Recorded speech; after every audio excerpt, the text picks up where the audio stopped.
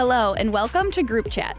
I'm your host, Bentley, and today I'm excited to welcome to the chat Edreys Wajed, Buffalo-based artist, educator, entrepreneur, whose creative works span visual art, jewelry design, music, and community engagement. Edreys is also a muralist, perhaps most recognized locally for his contribution as one of 4 artists on Freedom Wall Mural. And last but not least, he is co-founder of the creative design agency Eat Off Art. Welcome. Well, thank you for having me.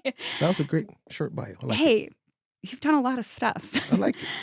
Noah Falck, poet, culture worker, and the award-winning author of the poetry collections Exclusions and Snowmen Losing Weight, as well as several chapbooks, including the co-written collection Pre-Recorded Weather. Noah is also a literary director at Just Buffalo Literary Center and curates the Silo City Reading Series, a multimedia poetry event series inside a 120-foot-high, 100-year-old abandoned grain elevator.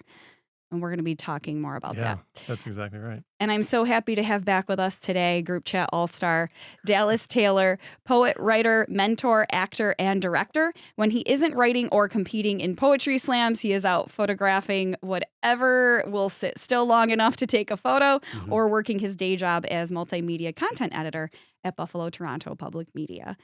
So welcome, everybody. I'm excited to talk to you all in this setting together. I know you each individually and all about you, but it's going to be fun to get everybody together. So the show is called Group Chat. So what are you talking about in your group chats? What's happening? Mostly about the world kind of I wouldn't say the world is burning. I would say, at least today, it's more like an air fryer. Like it's burning in a sense that a lot of heat is getting concentrated in one place. It just happens to be the earth right now. Yeah. So it's not on fire yet, but it's close. Close. It's close. Do you mean literal group chat? Or just like more so the concept and metaphor of what's on my mind? Because I opt out of group chats.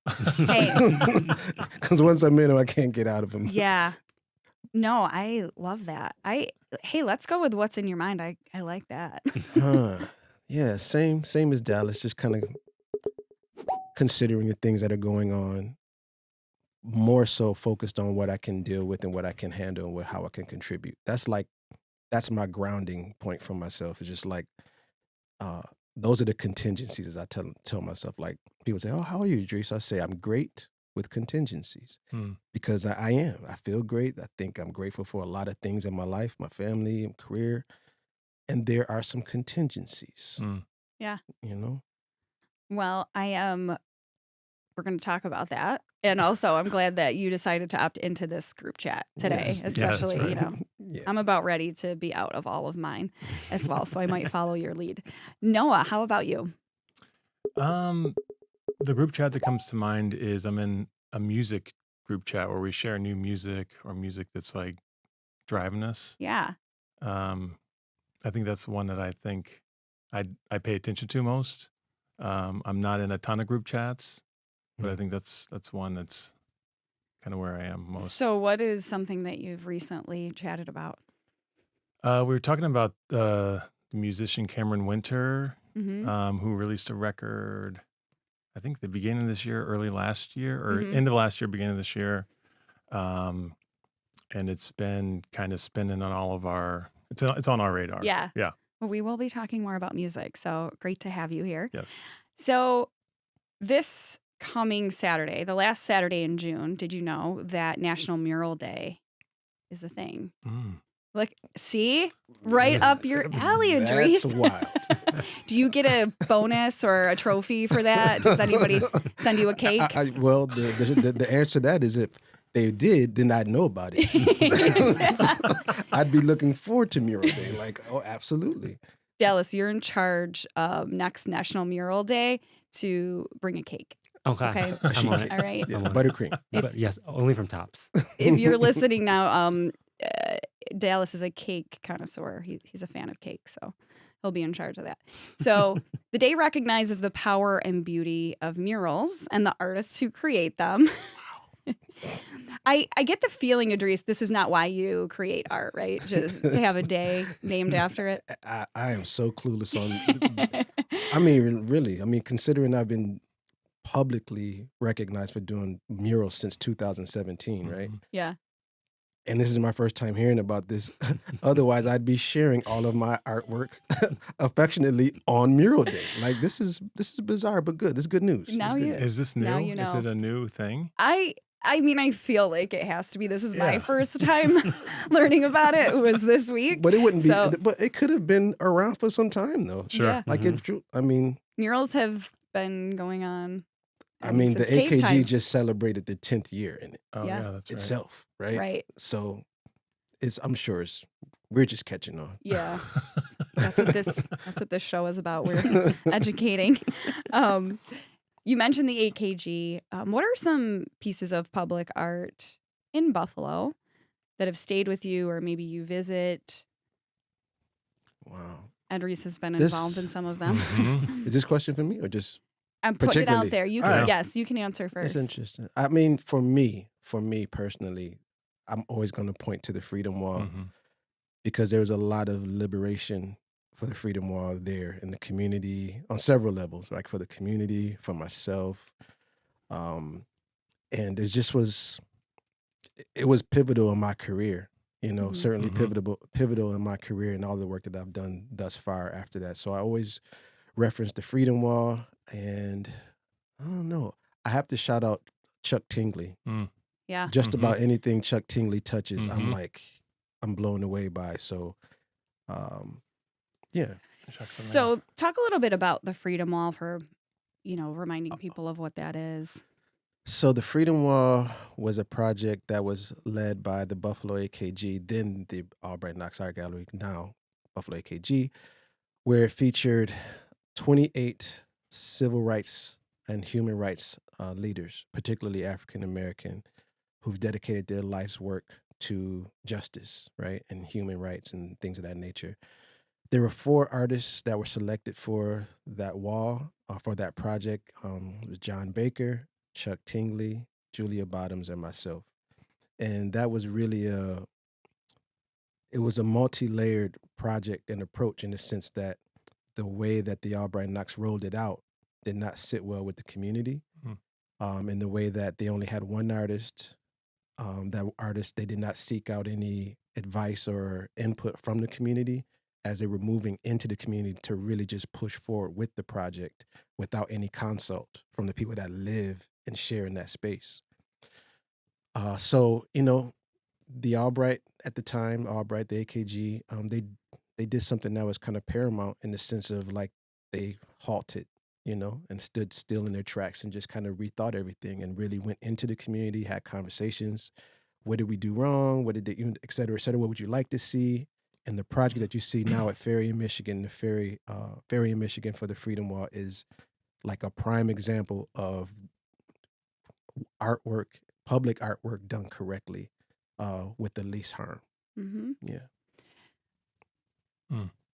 Public artwork, wherever it is located, what are the steps to that? This was an interesting, kind of went roundabout back to the right way.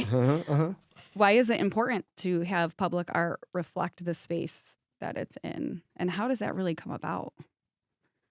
I think for me, going back to the Freedom Wall, that's the one piece that sticks out to me the most. Is I drive by it when I'm going to coach, and then when I'm coming back home from coaching, and because there's a lot of faces and people on there, people that I looked up to, and people that I tried to model my growth and development towards.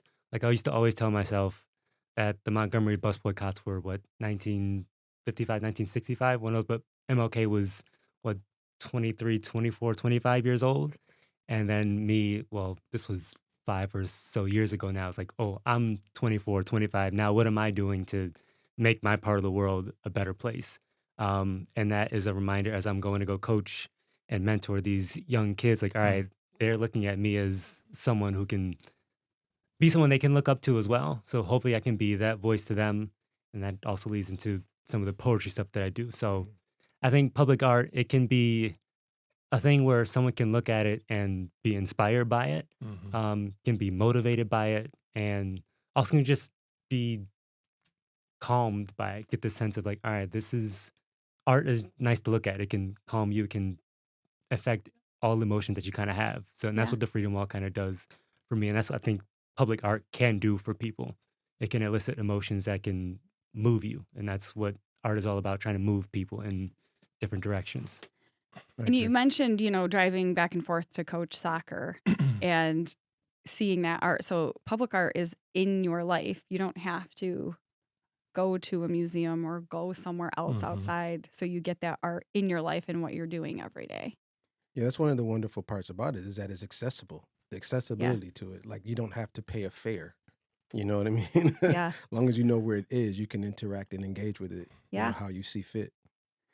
Noah, are there pieces that come to The- mind even? Yeah, there is one that, in particular, working at Just Buffalo downtown on Mohawk and Washington Street, close to the Central Library, a block from the Central Library. There's that beautiful, humongous flower mural by, is it Luis? Wheezy. I think she goes by like Wheezy. Or Yeah, something like Wheezy, that. yeah. And it's just like, you stand over there at the library, kind of where the garden is at the library, and you look at that mural, and it's kind of using the natural plants and flowers from Buffalo and just blowing it up. And Yeah. I think it's like that thing where it pauses you, like Dallas is saying, it pauses you and it gives you like, oh, this is kind of joyful. Yeah. It's actually called Wildflowers for It is called Buffalo. Wildflowers. So Okay, good yeah. job. Good job.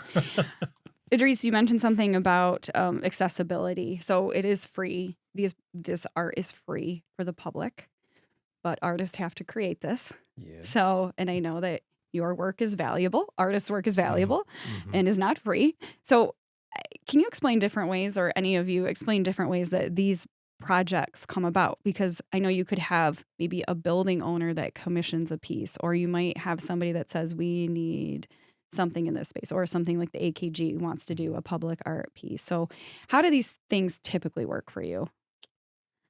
I mean, for me particularly at this point, it's more of, people get in contact with me, an institution, a company, an individual just gets in touch with me based off of, work prior. In general, my response to that is the way that murals come about is several, because some people would just take it onto themselves and just say, I catch the bus here, or whatever, and it's like this place hasn't been touched or looked at in 15, 20 years. And some people would just take it upon themselves to do whatever, Yeah. and so that would be kind of classified as like graffiti, right? Mm. In a Yep. sense, Mm. because there's no permission per se. And then you have, another level of where somebody in the community has a space or notices a space, and then they reach out to an entity or a company or whatever, this, to kind of just get a consensus of like, hey, what do you think about this space? What do you think we should do? There's a we in it, right? And when Mhm. it starts to become this we, then it starts to become a community kind of focused thing. And then you start to think about funding, right? Who's gonna pay for it? Who are you paying? Like who's gonna be the best artist suited for the space, for the project? So Mm. that's like the full gamut of like I guess the more approved process, Mhm. you know? If you're just joining us, you're listening to Group Chat. I'm joined by Edreys Wajed, Noah Falck, and Dallas Taylor. We are talking about National Mural Day, but as you just mentioned, what is the difference between a mural and graffiti? It's such a good question. I mean, I think of like, you guys know, Truey, he goes, the handle, don't watch TV. Yep.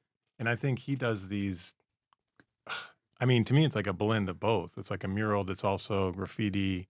It's saying things. It's in spots where people are traveling. But I don't know the answer. But I think about that all the time because I think, like this culture of graffiti artists who are also like an underground community, maybe, and they're Mhm, talking to each other mhm, and doing mhm. things and speaking to each other through those pieces, right? Is it paid versus not paid? That's They're so good. hard. I don't have the answer to I that know. question I mean, either. I feel like the difference between graffiti and like a mural per se. Like, well, you can do murals using graffiti. So let's first Yeah. start there.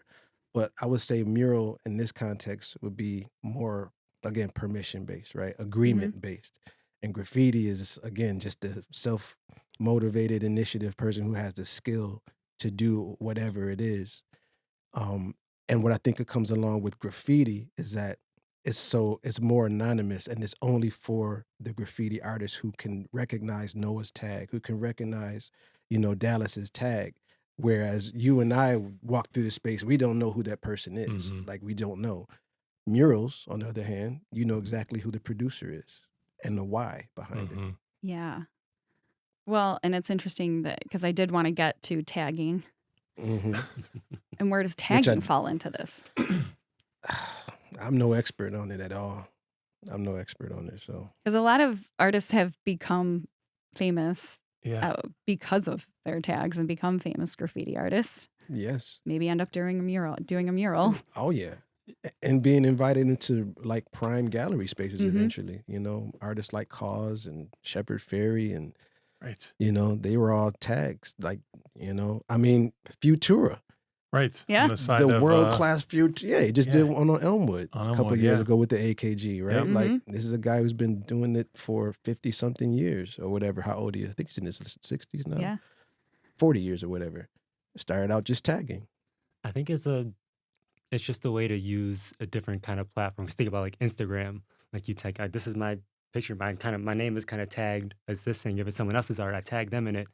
But here it's like, all right, this is a wall or a building or even a sidewalk. Like this is my way of getting my name out there. Like, all right, I did this artwork. Mhm. People are gonna enjoy it. Some people might enjoy it. Let me know. Let me let them know who did it.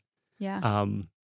And when it comes to like the difference between graffiti and like a mural, I would agree, like permission, that might be a difference. Mm. I also think to me, there's not much difference other than like the stigma that comes with graffiti. Like, oh, someone vandalized Mhm. this, but like it's a heart with Mhm. a beautiful sentiment on it. I think that's a main difference. But other than that, I think it's another form of street art. I consider hopscotch on a sidewalk as street art. Like it's Yeah. another piece that it'll literally move you if you want to play the game right. Yeah. But it's you stop, you walk outside, like, oh, kids are still playing hopscotch on the sidewalk. Like that's a good thing to know in 2025. Like Mm. there's still chalk out there. There's still kids out there that want to draw and do art. And maybe that kid doing hopscotch on the sidewalk, maybe they'll grow up to be an artist. And 10 years ago, I made this on a sidewalk. Here's this empty building. Here's this empty wall. Let me draw an even more better picture on there. So it's a stepping stone for a lot of art, but I think it's all art. Mhm. Yeah. All of it is beautiful pieces of art that someone took the time to express themselves. And if you think about how children think too, they just see a blank canvas on the sidewalk, and it's kind of beautiful to just be walking and see Yeah. how they decorated it. Even your kids in the house, like get a marker on the wall. Yeah. Like, well, this is But in the house, you're like, wait a minute, Yeah. that's very interesting. It's funny. Chuck Tingley's doing the silos on Saturday. He's the featured artist, and Mhm. we were talking about, and he just did that huge mural down Jamestown, where Yeah. like he's so exhausted. I'm like, how are you going to do this? Da, da, da. But because the inside of the silos have been graffitied so often, and they've been painting over them to kind of Mhm. keep them, clean. Mhm. But they gave us the permission again to have Chuck just paint on them. So I think he's going to be painting on the inside of the silos wow. for that space, which we'll see what happens. Oh yeah. Like there's yeah. something magical about that permission, and then like the allowance of that piece that Chuck's doing for somebody else to come and layer it or do something to it. 'Cause I Yeah. think that's a part of it too, because it's an open space. Yeah. Hmm.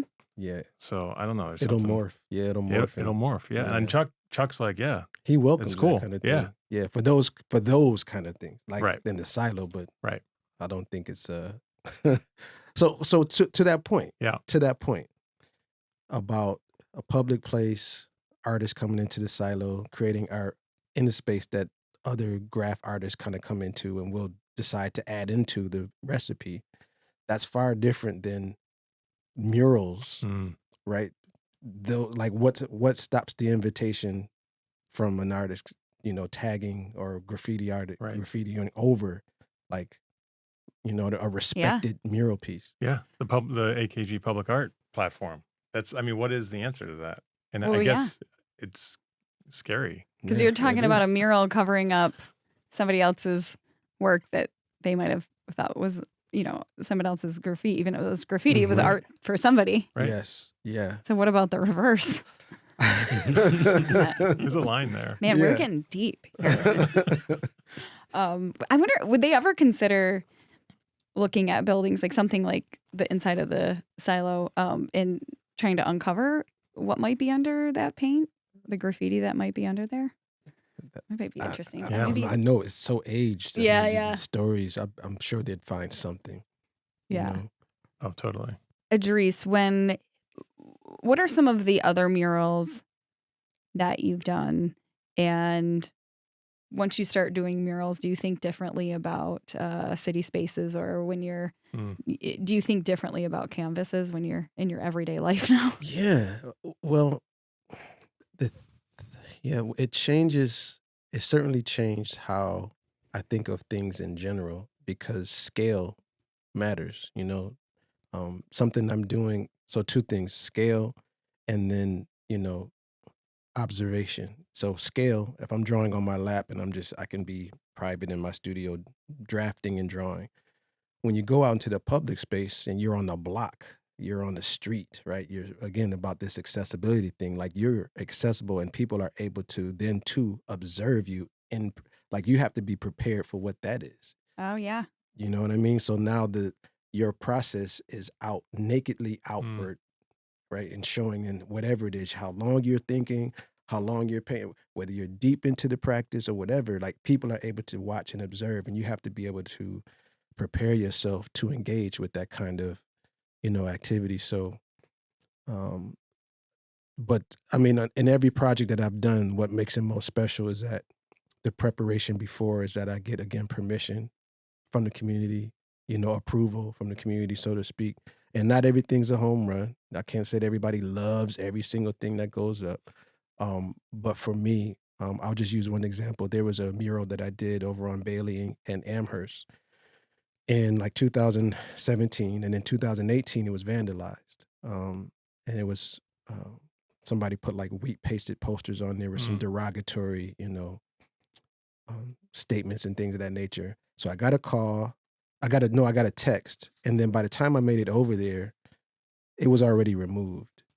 And what was thrilling about that was, it was the perfect example of when you invite the community in, because the community was out. We had paint days, like they were out there rolling and priming with us, right? So to me, the most successful way to do a mural is when the transfer from artist to community, it's not mine anymore. I'm not standing over there guarding this thing like, hey, don't touch it, right? But the community obviously at that instance was like, oh, nah, like, no, that's not cool. This is ours. This is ours. Yeah. And you can still see it. If you go by there, you'll see too, you'll see some tags on there that looks like somebody from their neighborhood just had some paint in the garage type of deal that was kind of close enough, like, this is all I got, I can't match it, right? But the gesture of the ownership of like, yeah, I'm going to take care of this. That's when it's done right. And that changes the story of the art in and of itself, right? Because now that part of it becomes the artwork and part of the story. Absolutely. Absolutely. And that's the nature of being in public space. I mean, you can have the intention, right? You have intention of what you want it to mean, what you want it to do. Yeah. And no control, though.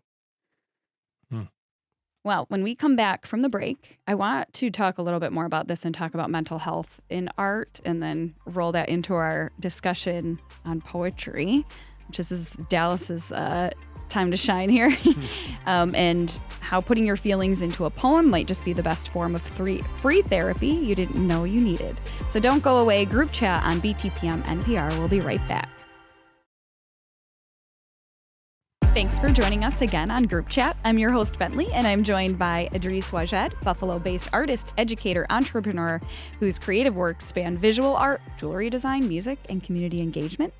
Noah Falck, poet, culture worker, award-winning author, and literary director at Just Buffalo Literary Center. And Dallas Taylor, poet, writer, mentor, actor, director, and multimedia content editor at Buffalo Toronto Public Media. All-star cast here. So we've been talking about National Mural Day that none of us knew existed. So this is we aim to serve here on Group Chat. So we got into great conversations about public art, and talking about poetry and other art forms that you're all involved in. There is a mental health aspect of that, and there's a mental health aspect in art. And Edreys, at the end of the last segment, you mentioned being in front of people and creating art and how that does help with community, but does that also make you feel vulnerable because you're in a space where normally you're not being seen when you're creating? Absolutely, Mm. absolutely. There's been moments where I've been very anxious about beginning, starting, being out there during, like, just a lot of anxiety because you don't know what, it's not like the murals are all around the corner from my house. Like, I'm in Mm-hmm. different spaces all the Yeah. time that I'm not familiar with. So Mm. unfamiliarity in period, in general is going to cause some sort of angst, Yeah. so yeah, it's just, it comes along with the territory, with with the vocation. Mm.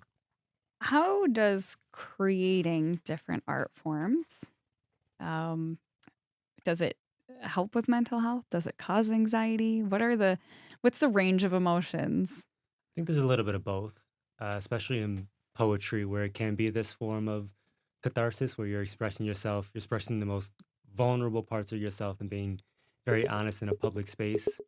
But then there's also some of those poems that you might do that come from like a really deep spot with things like, all right, after I do this, I need to walk away and like calm myself down. Or I know of poets who have completely retired poems. Like I can't do that poem anymore because it triggers me Mm.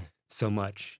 So, and I do a lot of slam poetry, and a lot of times, especially for the bigger slam poetry tournaments, there's usually someone on site that is like that mental health person that people can go to, whether before or after performance. Like, all right, let's go some breath work. Let's talk some stuff out because some of this stuff can be triggering if you're coming from a very vulnerable and honest place within yourself. Yeah. So it can be that place where you can really kind of express yourself and do some healing with your mental health, but it can also be a space where it can affect your mental health greatly. Yeah. Mm.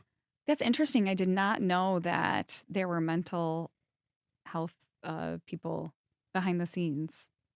Yeah, I've seen people like break down during Hmm. poems. Mm.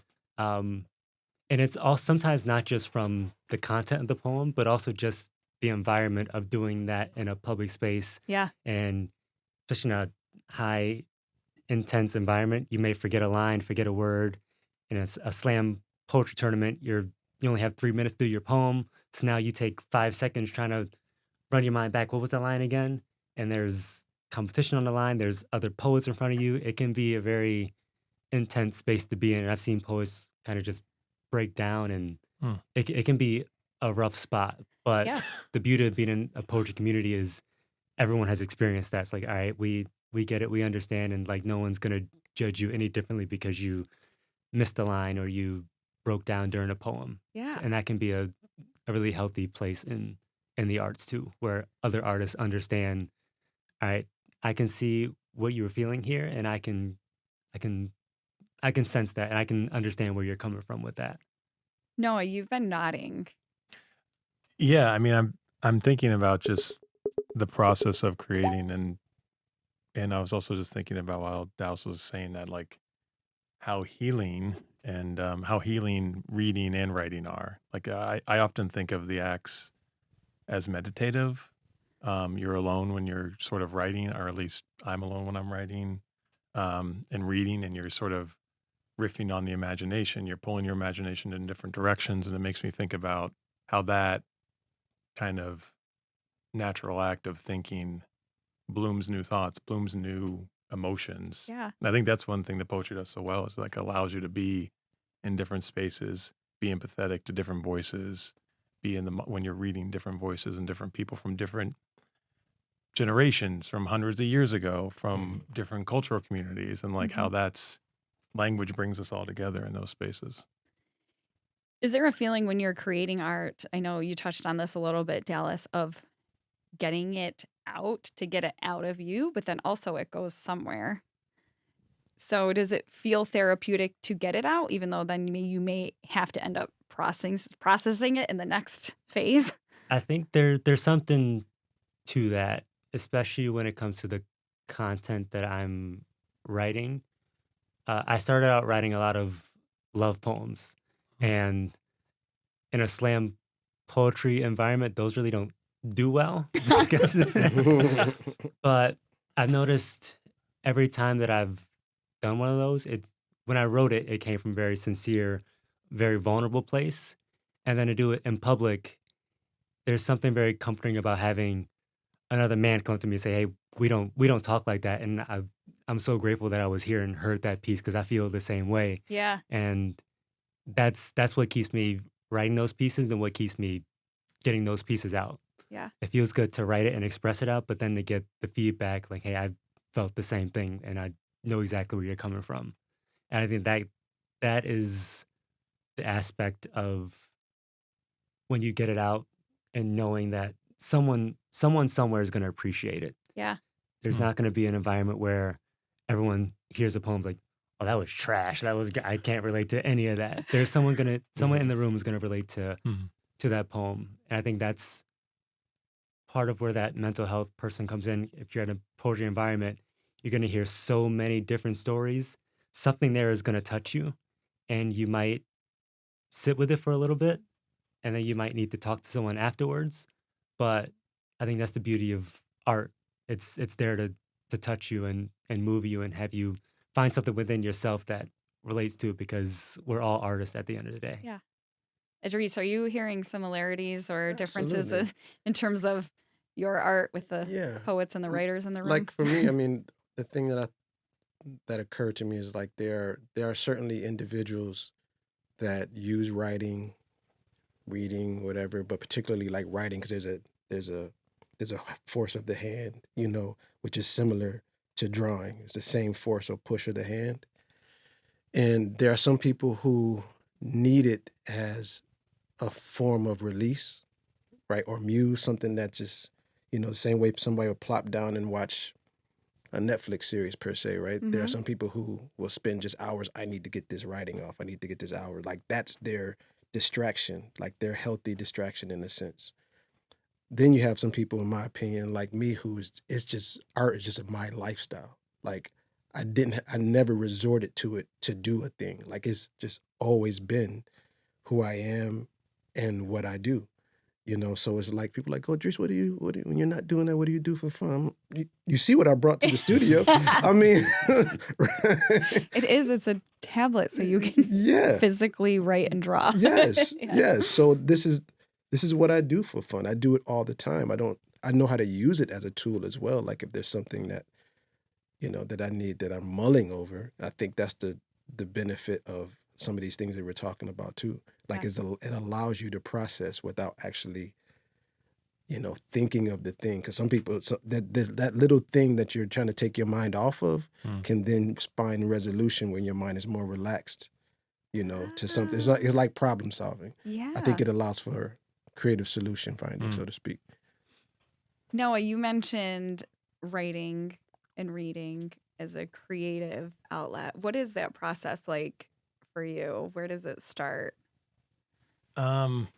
It often starts with an image. I mean, I'm a notebook guy. I don't have my notebook today because I was on my bike, but But you have notes. I have You have notes. physical I have notes. scratched out Yes. notes, which may look like art, maybe not, more like trash. But no, I think it starts with an image. It starts with, for me, like if I'm drawn to an image and I return to that over and over again, like if I'm writing about a flower, which I often don't, but I do. Mhm. I'm appreciating flowers more and more as I'm getting older. And like if I keep seeing flowers or thinking about what flowers are doing, whether that's a color or a movement or a smell or all these things, and I keep going back to that, that's where it starts. Mm.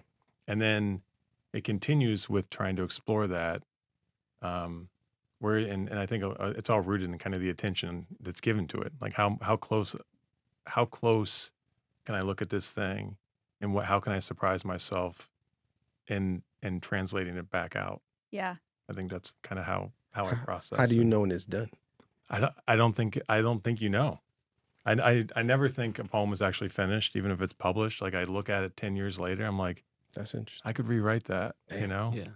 I could rewrite that. So I think it's like you come to a point where you're like, it's done when you don't want to go back to it. Mm. Like I can't, Mm. you know.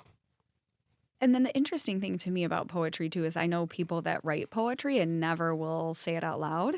And I don't know if it's a fear thing or actually, they don't, that's not the step that they take with it. And then there's obviously, Dallas, if we've been talking about performance poetry and you writing and saying those things out loud, but then there is the option for people to write poetry and have somebody else read it or say it out loud. Yeah. So Noah, where do you fall? And Dallas, let's start with Noah. Where do you fall in that? It's a good question. I mean, I think I wouldn't necessarily call myself a performance poet, but I think when I read for other people, I would say it is a performance. Yeah. I think that I often also read my stuff out loud to myself to hear the sound and the music of the language. I think that's a big part of editing for me is if I get to a part where I'm like, okay, this thing feels good, it looks good. Yeah. I read it out loud, and if it sounds good, then I'm like, okay, this also sounds good. And then I'll read it to somebody else or I'll share it with some. But I got to go through all those, like, it's got to feel good, it's got to look good, it's got to sound good. And then I can give it to my wife or a friend or something. What if somebody reads a poem that you wrote and has a different interpretation of it? Is that something that you're okay with? Or, I mean, is it something that makes you feel good because they felt a feeling? It depends on what they read.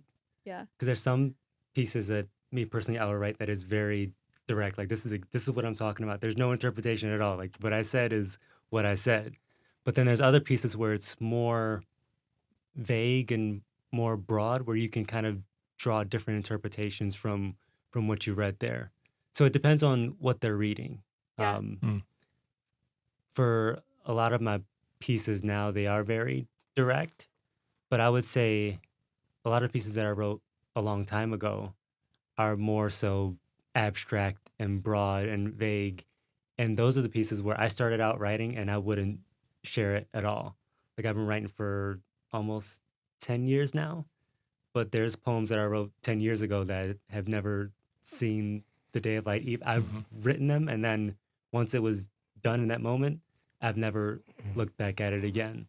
There's some that I have looked back at, and like you said, like it's never quite finished. But then there's those times where you can write something, or I'm writing something as I'm processing it in real time. But then when I go back, my process for what I was processing in that moment has completed its process. But in the process of writing it, the process wasn't quite finished. So now I'm going back, oh, wait, I got that wrong, or I got this wrong, or this is right, but this is wrong. So trying to teach myself now to process things almost to completion first before I start writing. Because then now, if I go back to it, it's not like, oh, you process that all the way off. All the way off. Well, and Edreys, you sort of started this conversation by asking Noah, how do you know when something's finished? So what does that look like for you? That's a good question. That's a really good question. And I'm glad you asked that because I have not thought about that before. However, with visual art, there is an advantage in the sense, if you're talking about knowing when it's done, being that particularly if you're doing public art in the fashion that I said is like there should be the right way or protocol, right? All these steps are done. My draft is 99, 98% of what I'm actually going to perform and take care of and like put up on the wall or whatever. So my done is that, from wall to reference, right? That's my done, right? I've concluded what I said I was going to do to that degree. Whereas with you guys with writing, right? That could be infinite. You can keep on writing like there's there's no, there's really no end to what you can create. But in that visual sense, right? Space dictates what is going to go on and how far tall I can go. Yeah. I know you do some paintings listening to music.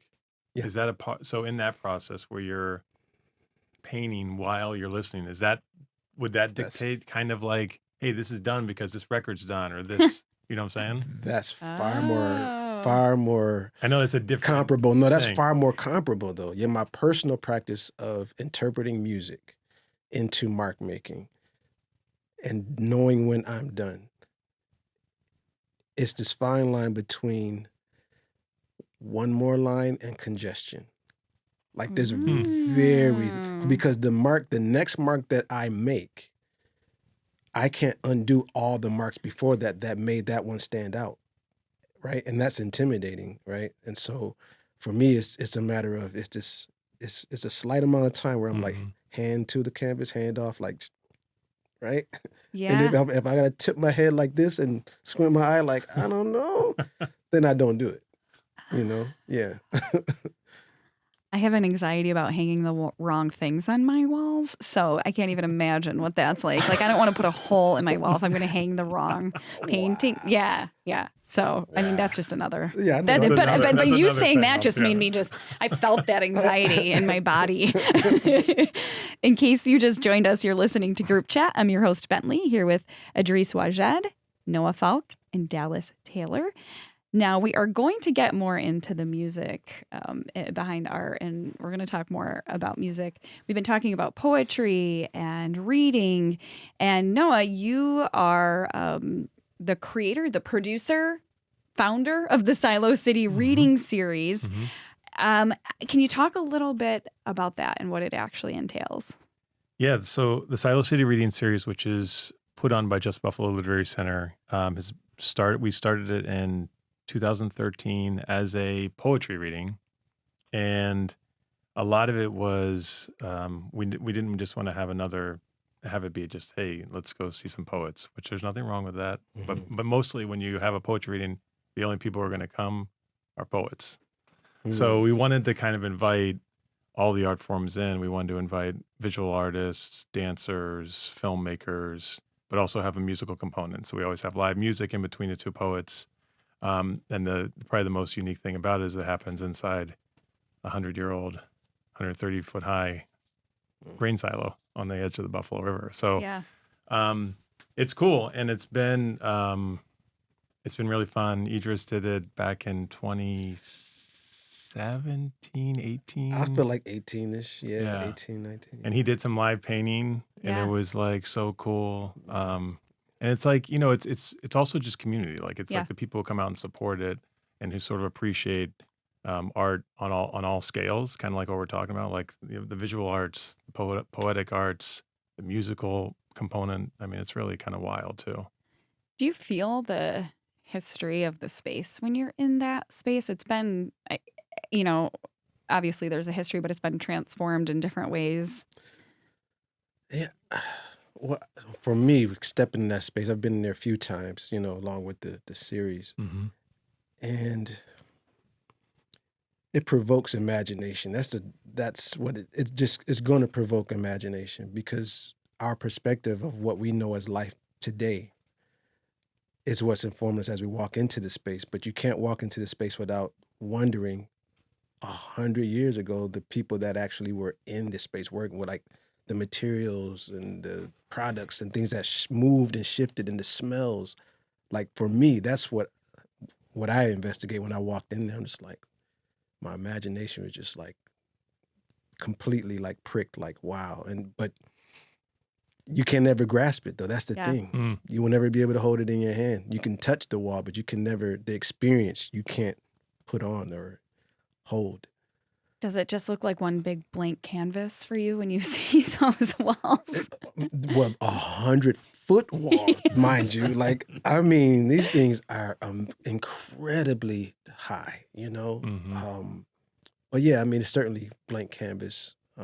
But I don't think my work, again, unless invited into the space to do it, I would never. I just wouldn't. That's just not me. Yeah, that's interesting that this invited permission. Yeah, I mean, it's been tagged. I mean, I'm sure people, even before Rick Smith bought the silos, people grew up in there messing around, doing all kinds of things you shouldn't be doing in there. But it feels almost haunted in a way. But like, there's a good haunt, because like the community comes in and you're putting art in the middle of it and poetry in the middle of it, and then you have it just feels good. There's something about on the cut of that river too, like even Yeah. before the silos, Yeah. the indigenous cultures that were Yes. there, like all that magic lives there. Yeah. Like, and you can feel it. It's like I love that. eerie in a good way, you know? Well, there's so many aspects and so many things that go on during these events. We're going to dive a little bit more into music as part of all of your creative processes and how music can affect your mood and creativity. So that's coming up next on Group Chat on BTPM NPR. We'll be right back. Welcome back to Group Chat. I'm your host, Bentley, here with my guests, Edreys Wajed, Buffalo-based artist, educator, entrepreneur, whose creative works span visual art, jewelry design, music, and community engagement. Noah Falck, poet, culture worker, award-winning author, and literary director at Just Buffalo Literary Center. And Dallas Taylor, poet, writer, mentor, actor, director, and multimedia content editor at Buffalo Toronto Public Media. So we've been talking about all different art forms, especially because we all learned recently that Saturday is National Mural Day. So Edreys was very excited to hear about that. Delighted. Delighted. So we've been talking about different art forms, poetry, visual art, and it seems to me that music has found its way into all of this. Always. And Noah talked about it, but in Edreys, your artwork, many times you do paint to music. Yeah, so painting the music for me is like, I've come up with my own marks and notation system, so to speak. And that developed because there was a time where I was a performing artist. I was a hip hop artist, a rapper, so a poet, a street poet, whatever you want to. So I was good at putting words together. Yeah. And, rapping over music and such. And there came a point where I had to just choose between chasing this dream and illusion versus being a husband and a dad and getting grounded and taking care of my family. So in doing that, I chose the latter, and I didn't make any music for a long time, just out of bitterness and out of hurt, out of feeling like failure, things of that nature, but knowing I made the right choice to be, to honor, my obligation as a father and as a husband. And so what I did was I just returned back to what was there first and foremost before anything, which was art. It's always been in my life. And I was just trying to figure out a way for me to regain that experience of what it felt like being on the microphone, being on stage, sitting down writing to a beat. And then I just merged what I was already doing, which was the art. And so the art began to be my music production, where I use text in my artwork still, from lyrics and things of that nature. So fortunately enough, I was able to investigate myself and practice and just play around, and I landed on the style. So it was a perfect marriage for me. Yeah. Isn't it weird how it manifests and just comes back out in you in a different phase of your life? If you allow it. A lot of us run from those things, though. Yeah. We have to, I think when we address those things that are knocking on our door, like Noah was talking about, like a flower grabs his attention and it keeps grabbing his attention, he has the choice to like, what the heck is wrong with flowers? Like, flowers are stupid. Like, he has the choice to say that, or he has the ability to be like, why am I attracted to the flower? Yeah. So it's the same thing with like the things that kind of knock on our door, right? Like, investigate them, baking, jewelry making, whatever it is, investigate those things. I think we owe it to ourselves. I think your gifts will find you and find ways to get your attention and have you express them. Like, go back to James Earl Jones and him when he was younger having like the stuttering problem. And now he's known as one of the greatest orators that we've ever had existed. Right. Like, your gifts just have a way of finding you. Like, all right, you're not getting away from this. Like, like this is something that you have, and like you need to get this out. It's like you were saying, like it'll knock on your door multiple times. Like, hey, I'm here, just waiting for you to embrace me and let me out. But is it obligatory to accept the invitation, like from the muse or from the gift, though? You know? Like, is it an obligation, or is it? I think it depends on what you use the gift for. Like, if you want to use it to inspire and move people, then I think there is a little bit of a obligation as an artist to accept it. But if you just want to take like, oh, I'm just good at this and I'm doing it for money or for fame and stuff like that, think that are more selfish in a way. Yeah. I think it's you don't have to take it, but there's a reason that you take it, and whatever that reason is that person's prerogative. Shout out to Bobby Brown. But like what they want to do with it is it depends on if it's Yeah. their thing. And maybe, like when you were talking about your journey, Edreys, maybe it wasn't this thing because that wasn't what fit in your life and really what ended up being your heart, but then it came back in another way, and then you worked. And I had to, and that's what I mean by like I had to investigate it though. Yeah. Like I had to sit down and have a chat with it. Yeah. I love it. Yeah, I like the idea of head group chats. I'm gonna like incorporate that into future episodes because there are so many group chats in our head. That's great.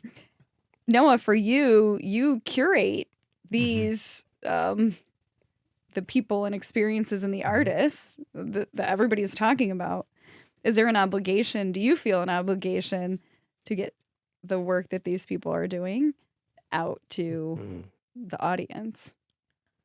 I mean, I think I've always approached it as like, how can this be the best experience that you can have on a Saturday night with all these kind of art forms coming together. And some of them are speaking to each other and some are way far away from each other. But I think it's like trusting the artists and giving them space to be artists. Yeah. In front of an audience. And I can't think of one that wasn't like didn't give me goosebumps in some respect. How does music play into what you do? Because I think you said that there are, you might have maybe two poets performing and then you do music in the middle. Why is it important to have those different elements? I mean, sort of to piggyback on Edreys's like process in a way. Like I think music has always been a part of my life and has also kind of informed me to like think of poetry and language as music because I think it is. And I think it's like when you start peeling back the layers of the history of poetry, it's rooted in sound and music, and those things are together from the beginning. It's supposed to be spoken. It's supposed to be heard. So I think inviting that in and thinking of musical acts as poetry and really art, because that process of making is what ties us all together. We're all making something and sharing something and responding to something, and like that sort of attention. That collective attention really is what it's about.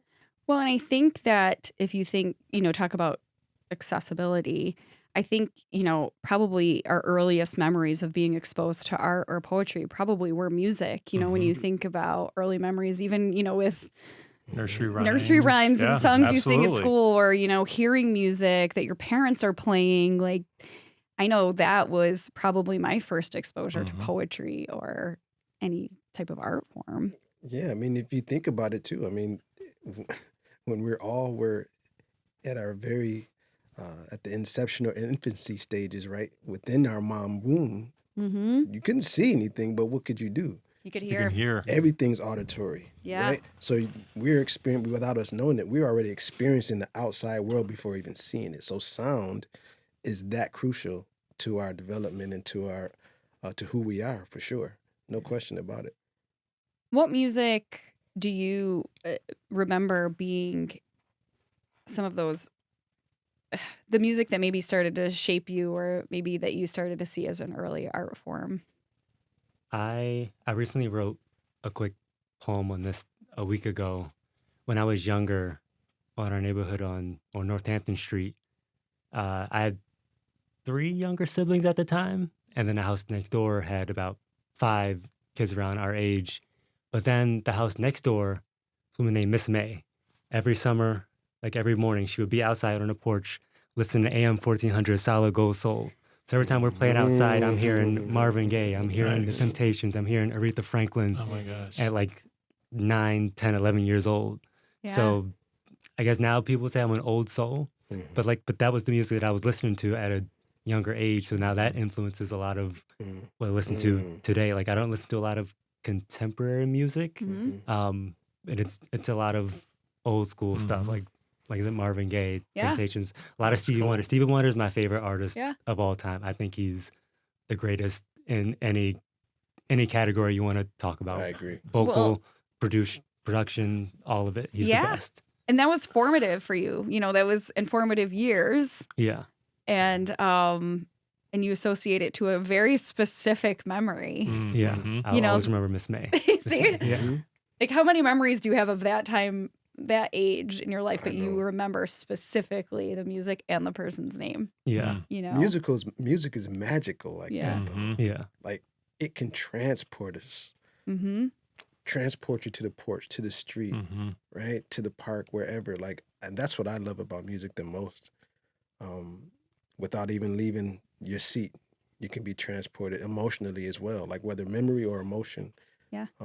Like for me, there's songs that I can play at this moment right now, and the feeling is exactly the same each and every time. It's either going to Mhm. make me cry, Mhm. or make me dance, or make me, reminisce about an event or whatever. Like, Mm. is like indelibly marked somewhere in my body, like to cause a response. Do you have a song in your head right now? Which one? You do a happy one or the ones that make me cry? I want to cry and a happy.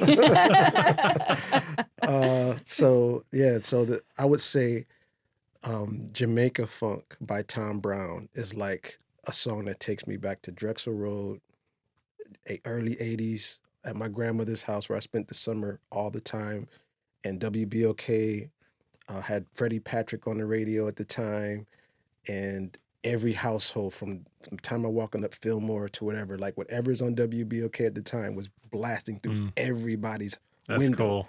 You know Yeah. what I mean? Like, so that Jamaica Funk is that one that takes me back to that. And the one that makes me cry in the happy way, not sad way, is Optimistic by Sounds of Blackness. Yeah. Ah. Yeah, you can win as long as you got keep chills. your head to the sky. It brings me joy, brings me tearful joy every time. Yeah. That's a great song. Do you have specific Stevie Wonder songs? I mean, everything he does is brilliant. We'll just preface that. Everything, yeah. There's a lot of Stevie songs that come to mind, but the one song that I would say gives me those same tears of joy is Donnie McClurkin's Stand.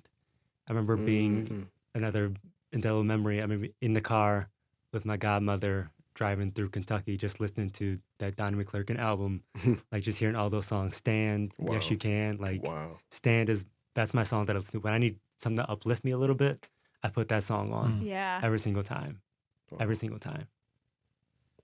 Riding in the car, there's a lot of car Oh, memories yeah. around Yeah. music, That's a great way to Yeah. listen to music in the car. which has changed now because now Yeah. your yeah. kid, right? Your kids can literally tell your Listen car to- what they want to play. Listen to anything. I think that's Like, good, you though.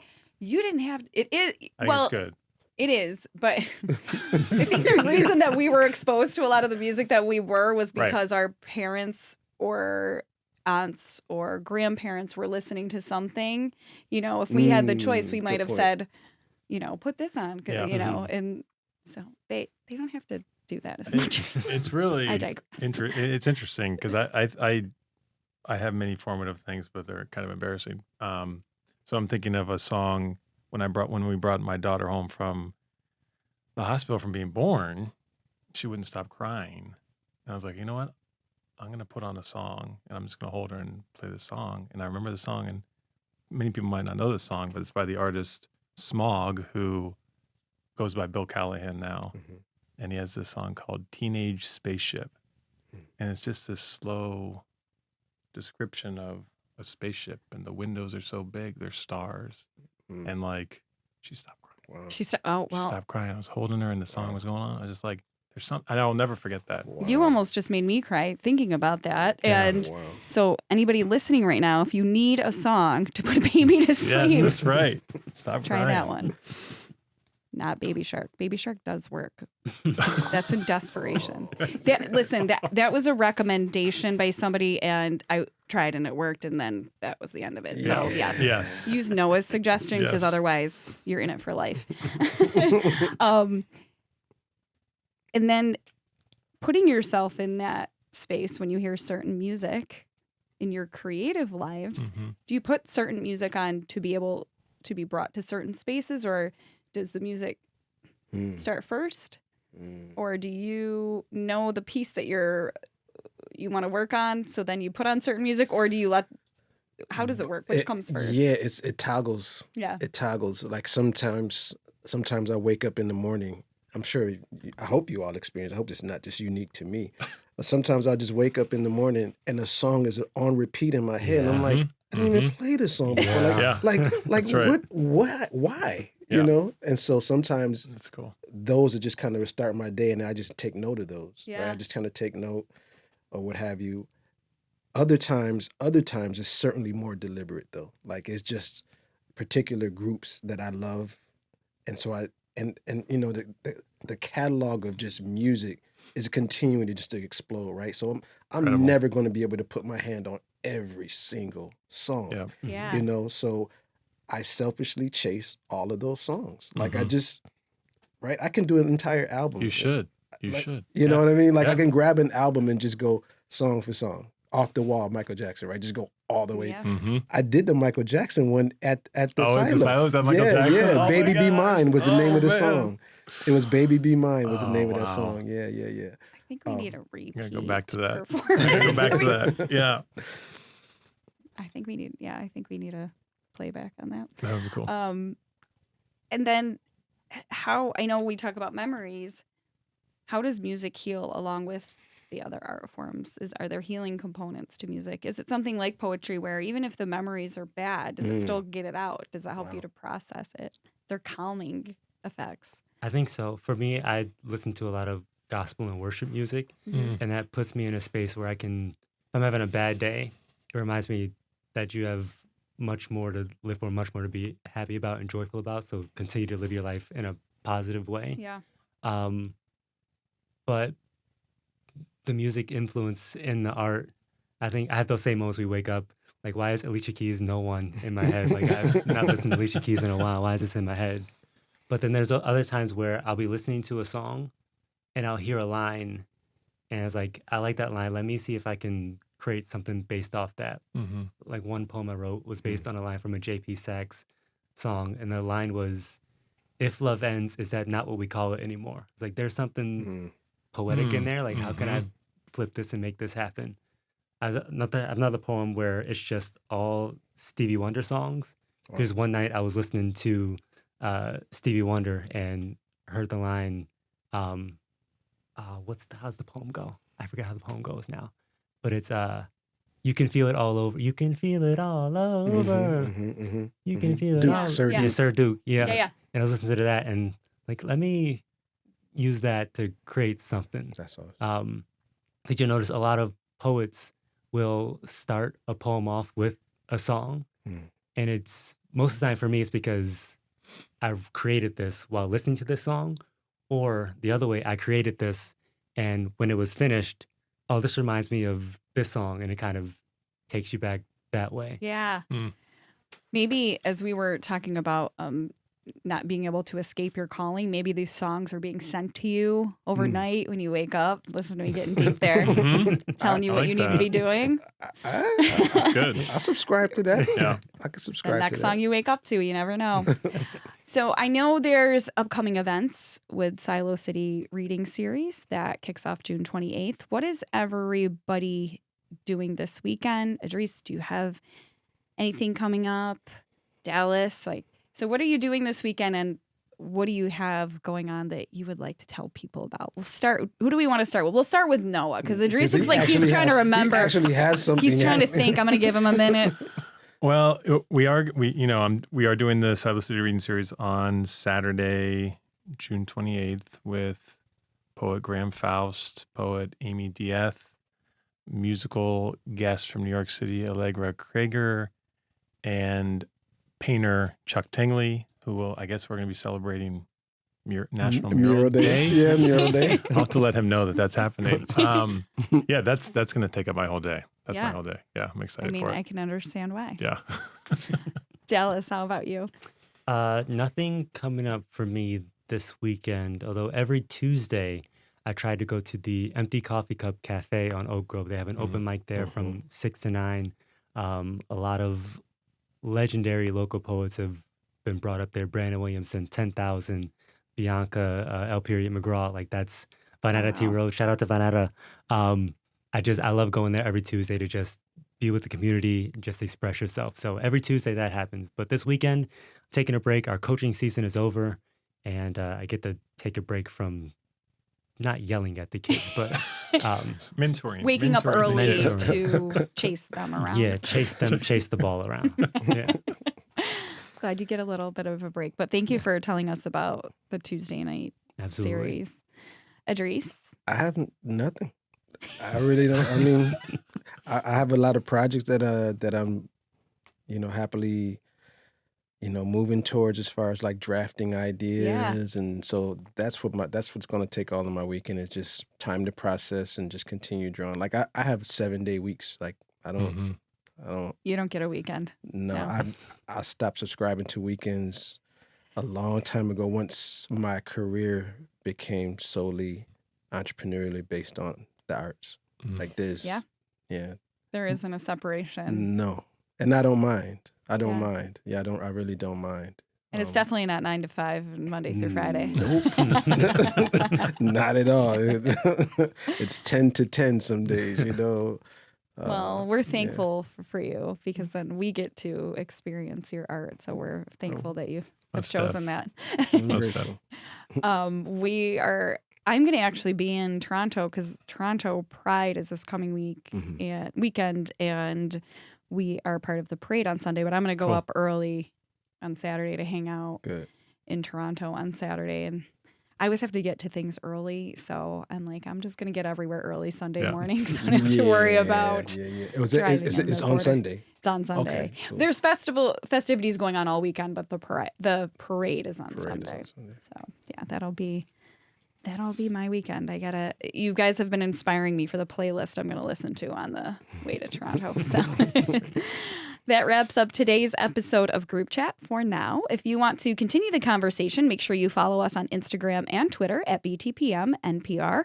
Also, check us out on the video podcast on Buffalo Toronto Public Media's YouTube channel. Protect My Public Media. If you love public media, you like shows like this, help to protect it.